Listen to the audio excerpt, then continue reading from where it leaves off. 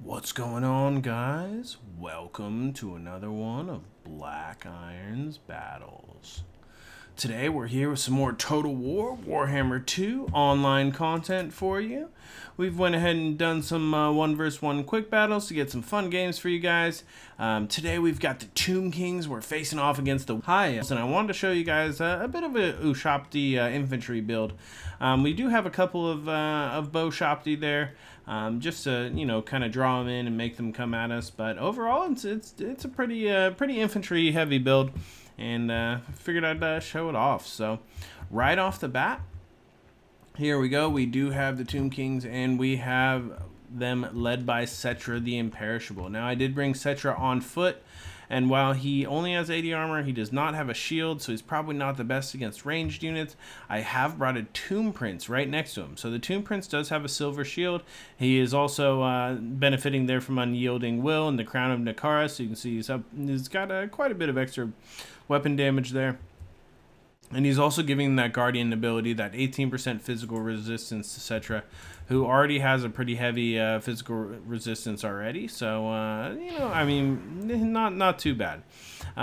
We've also got here in the back line, you can see we do have a bunch of Tomb Guard.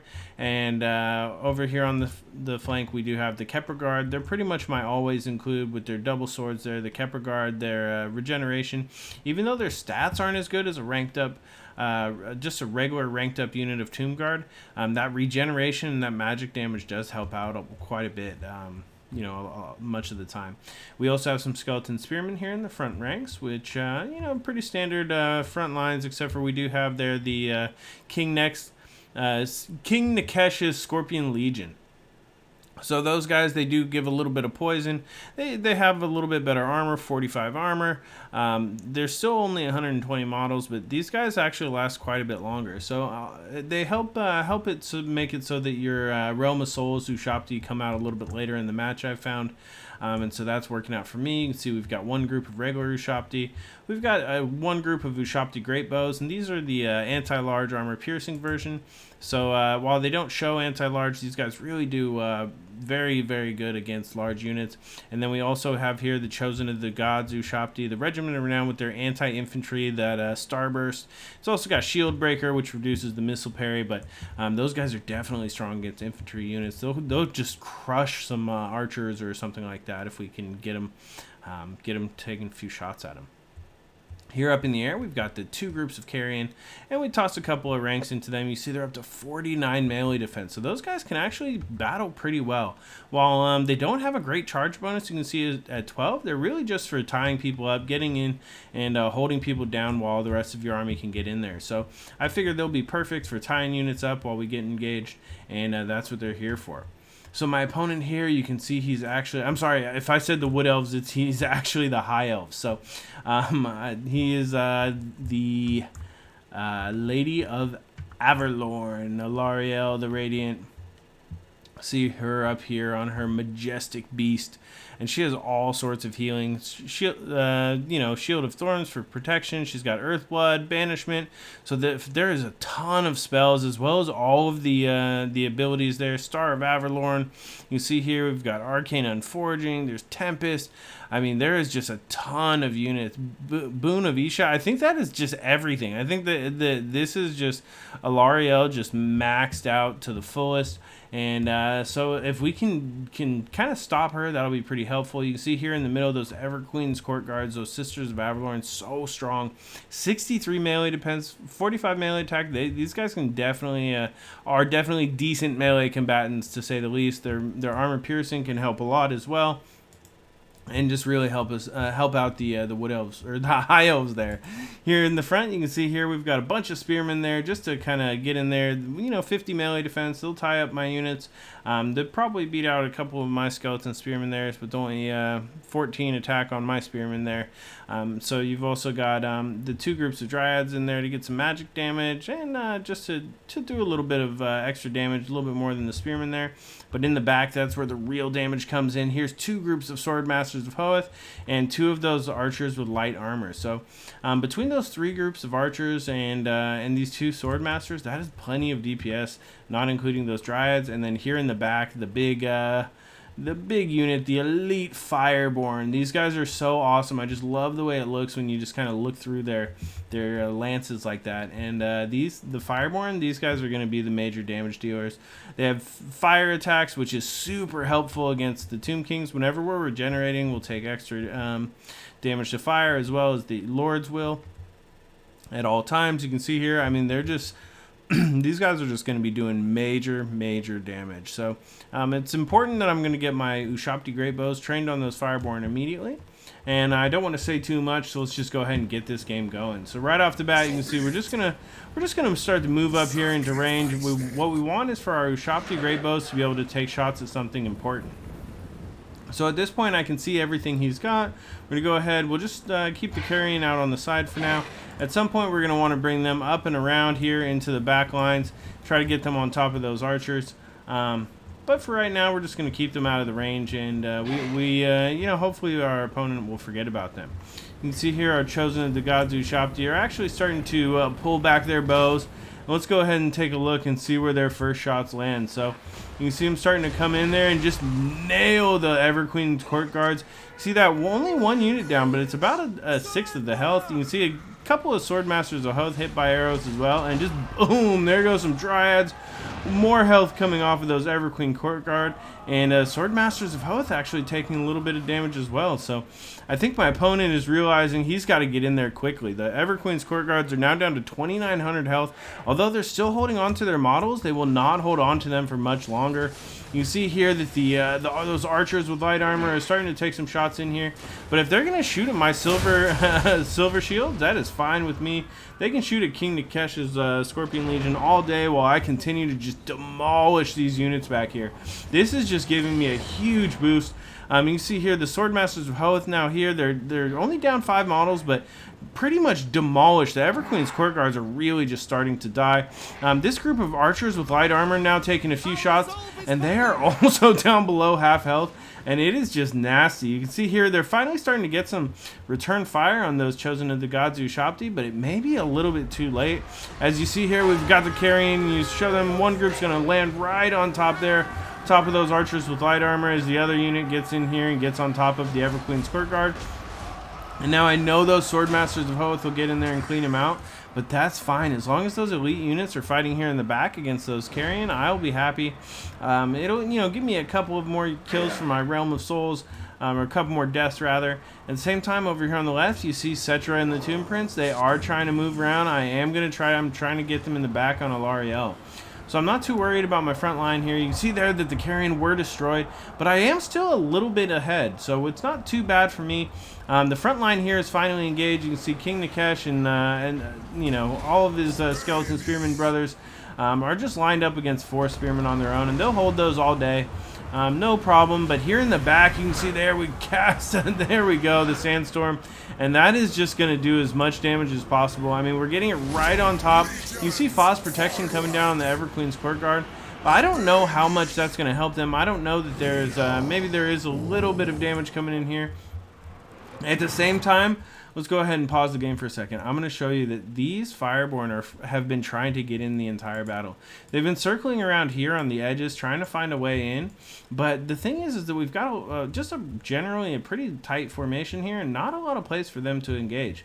We still haven't engaged with our Tomb Guards here in the back, which are, you know, well, they'll do fine. They should do okay against the Fireborn.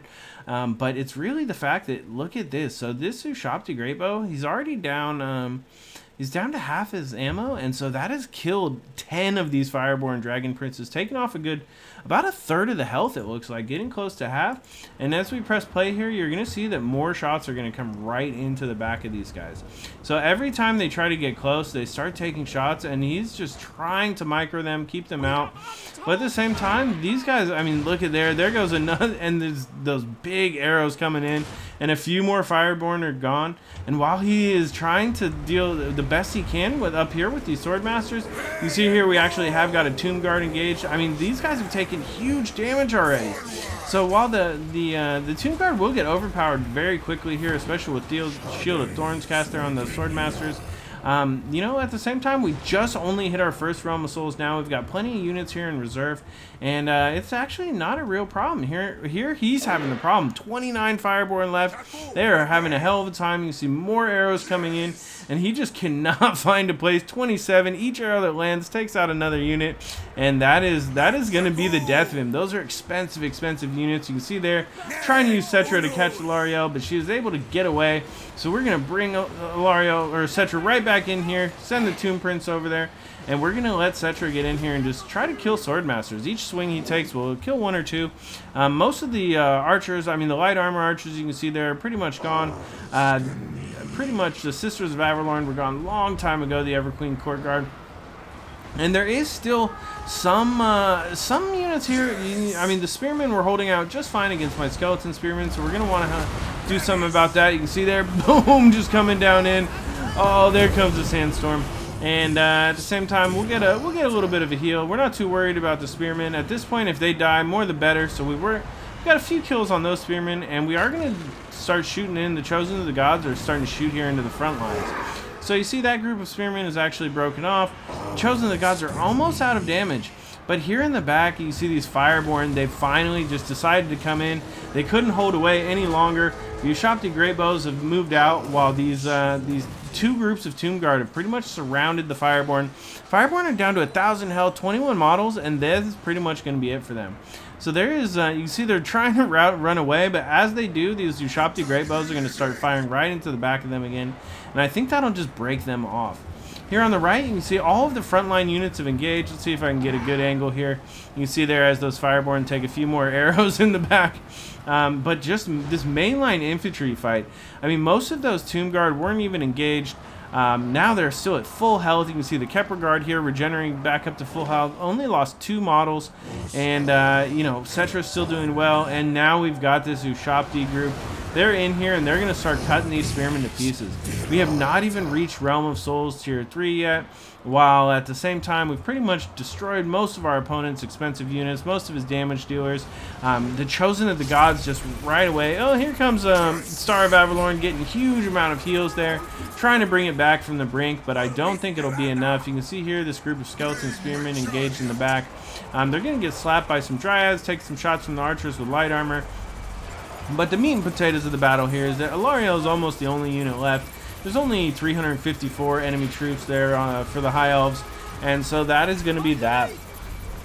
You see here, they're trying to hold out. The Everqueen's Court Guards came back, but there you go. The light armor archers shatter. Here coming in the back, a last final charge coming in from the Dragon Princes, which will actually give me that Realm of Souls Tier 3. You can see there I'm casting another Sandstorm right in the middle, just taking out a couple more of those units. You see we are going to summon our Ushabti right here in the back.